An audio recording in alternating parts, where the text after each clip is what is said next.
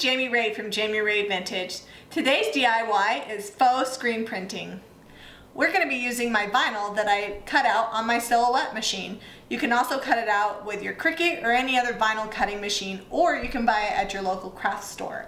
I'm using the negative of my vinyl so that way I can use it as a stencil. We're going to be taking this stencil and painting it onto canvas fabric to make a throw pillow. We're going to start off by removing our vinyl.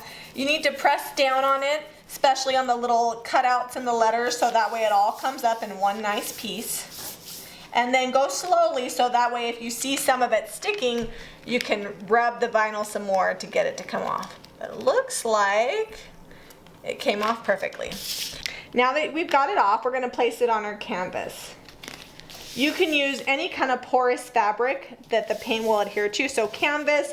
I've also used painter's drop cloth. It sticks to that really well, and the paint really adheres. I'm going to be using Fairy Chalk Mother and parchment. If you'd like to buy Fairy Chalk Mother paint, you can go to jamirayvintage.com. All right, you could also use fabric paint, but since I chalk paint everything, that's what I'm using. So I'm going to peel this off.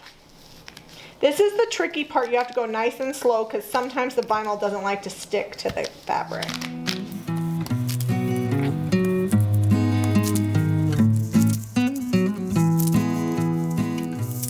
Once you've got your design on there, you're going to go ahead and paint. I like to use foam brushes because they're pretty precise and they don't get too much paint on there, and I can throw them away when I'm done. So the trick is to kind of just blot it like you would if you were stenciling. You don't want to push the paint underneath the stencil. So I just go around the design, and I'm going to do this whole thing just like this.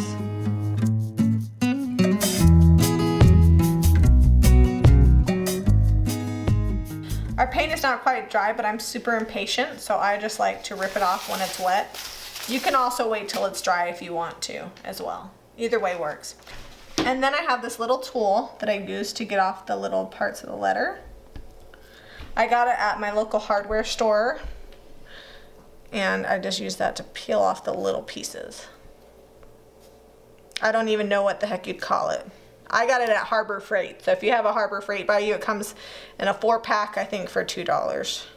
The next step I'm going to do is add my bird logo. It's from my Jami Ray Vintage logo. I like to brand everything, so I'm putting my cute little bird on here. Okay, I'm going to let that dry, and as soon as it's dry, then I'll go ahead and sew my pillow together. The next step is I'm going to be sewing. I don't sew a whole lot, but I can sew a straight line. I should probably use pins, but I don't have patience for that. So I'm just going to sew around the edges and leave about a 3-inch gap so I can get my hand in there to flip it the right way.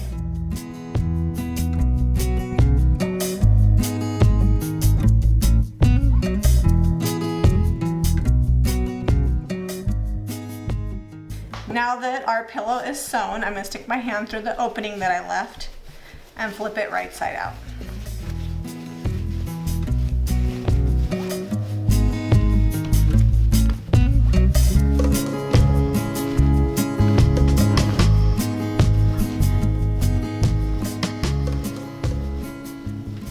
You want to stick your finger in there and get the corners nice and taut. Sometimes I use a paint stirrer because it's a nice straight edge, but I can't find mine, so my little fingers are going to have to do the trick. You'll notice I didn't really measure anything. All of my pillows that I make are used from scrap upholstery fabric. It's a great way to get rid of leftover fabric. One of the things that I do is use canvas on the front for the stencil and then a coordinating fabric on the back. And I use a lot of drop cloth for the front because pretty much drop cloth goes with any back, and it's a great way to get rid of all your leftover fabric. So now that I'm done with this part, I'm going to stuff it. I just use polyfill ultra plush stuffing, and I like to fill mine to where they look almost too stuffed because over time they kind of lose their fluffiness, so I overstuff them to begin with. Now that I've stuffed it, I'm going to close up my hole by taking and sewing right along the edge.